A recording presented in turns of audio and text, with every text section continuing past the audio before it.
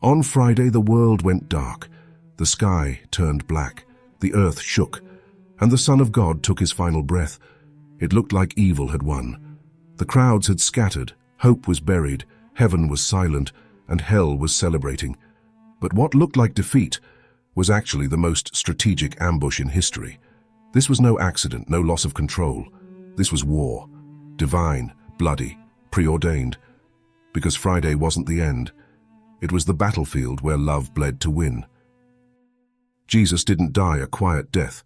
He was betrayed, beaten, mocked, stripped, and crucified like a criminal. And he didn't just suffer physically. He bore the full weight of sin, shame, and separation from God. What makes this staggering isn't the brutality. It's that he chose it. No one takes my life from me. I lay it down of my own accord. John 10:18. He chose the whip, he chose the nails, he chose the cross, not because we were righteous, but because we were ruined. This wasn't just punishment, it was payment. He bore the wrath we earned so we could receive the mercy we don't deserve. It was the ugliest, most beautiful act in history. And it was for you.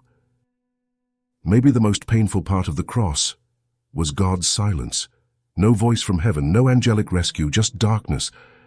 My God, why have you forsaken me? Jesus felt the full weight of isolation so you'd never have to. And maybe that's where you are, your own Friday. The prayers feel unanswered. The pain feels unseen.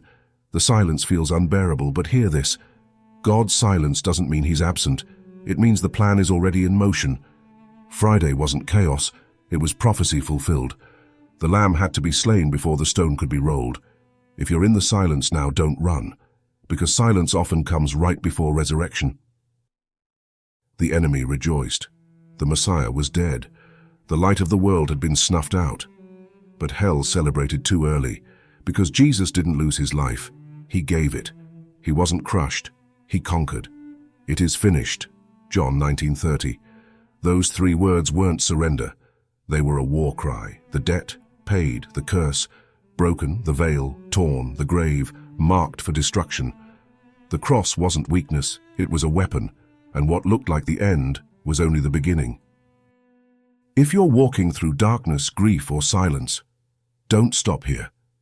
Friday may look like failure, but it's not the finale. It's the beginning of the greatest comeback the world has ever known. Let the blood remind you. Let the silence strengthen you. Let the cross break you, so the resurrection can raise you. Comment below, "It is finished." Let hell hear you say it with your chest. And don't miss part 2 tomorrow. When God is silent, but not absent, the waiting.